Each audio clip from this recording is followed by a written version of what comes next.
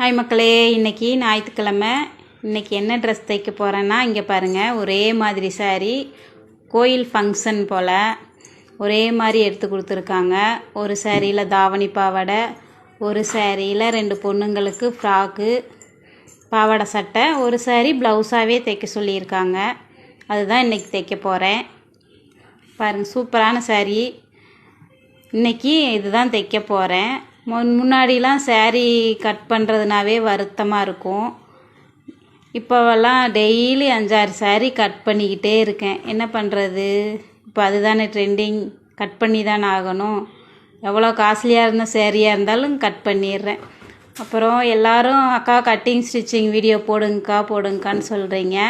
கண்டிப்பாக போடுறேன். வேலை கொஞ்சம் அதிகமாக இருக்கனால என்னால் வீடியோ எடுக்க முடியல.